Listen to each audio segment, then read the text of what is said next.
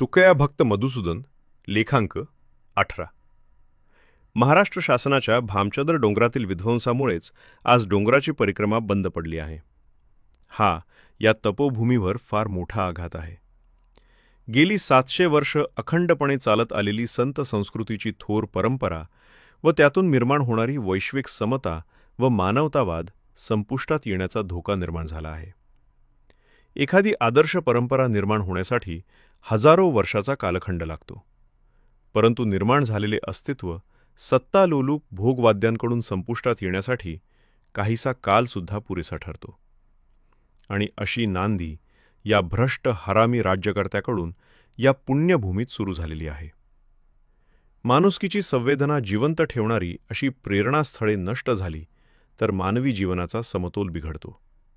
तो नैतिक जबाबदारीचे भान हरपतो आणि या गोष्टी घडू नयेत म्हणून या तपोभूमी स्थळांच्या संरक्षणासाठी संघर्ष गेली 22 वर्षापासून मधुसूदन महाराज अविश्रांतपणे प्रयत्न करीत आहेत.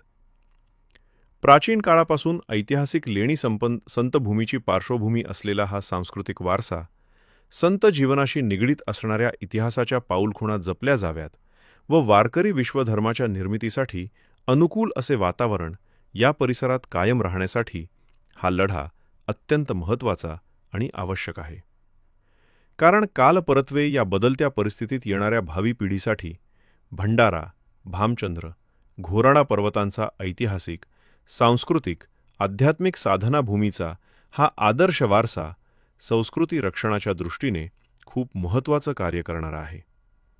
म्हणून सकल संत वाङ्मयाच्या अध्ययन साधनेच्या दृष्टीने या संतभूमी संरक्षणाचा लढा तेवत ठेवणे गरजेचे आहे.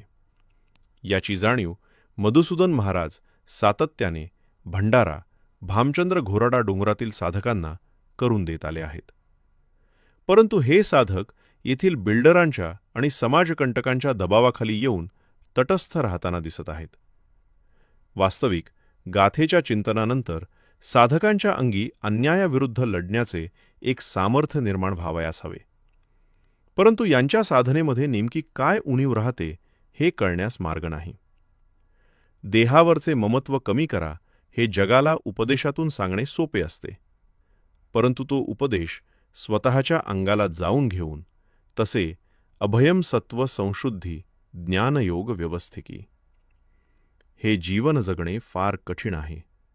देह जावो अथवा राहो पांडुरंगी दृढ भावो हे म्हणणे सोपे आहे, परंतु ते जीवनात उतरवणे फार कठीण आहे. हे वर्तमान साधकांच्या जीवनातून निदर्शनास येत आहे. अन्यथा याच साधकांनी तुकोबांचे ध्यान साधना स्थळ नष्ट होत असताना अन्यायी शासनाच्या विरोधात तुटून पडावयास हवे होते. परंतु खरा वैराग्याचा महामेरू विद्रोही तुकाराम यांना कळलाच नाही. त्यामुळे अलीकडल्या काळात भौतिक सुखलोलूप झालेले आणि स्वतःला वारकरी परंपरेचे पाईक म्हणून घेणारे परम आर्थिक साधक लाचार दयनीय अवस्थेतून बाहेर पडण्यास तयार नाहीत. मानवतेचा खरा धर्म सांगितला म्हणून ज्या सनातनी वर्ण अहंकाऱ्यांनी सर्व संतांना छळले, त्या सनातन्यांच्या गुलामीतून अजूनही आपले काही वारकरी साधक बाहेर पडले नाहीत. त्यामुळे अशा धर्मांधाच्या निष्क्रियतेमुळेच या भ्रष्ट राजकारण्यांना उन्माद चढून त्यांच्या डोळ्यावर सत्तेचा धूर आला आहे.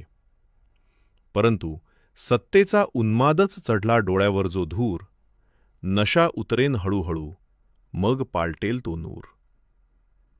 या मधुसूदन महाराजांच्या अंतस्फूर्तीचा या धर्मांध व नीच राजकारण्यांना विसर न पडावा. इति संकलन व लेखन विजय दणाने.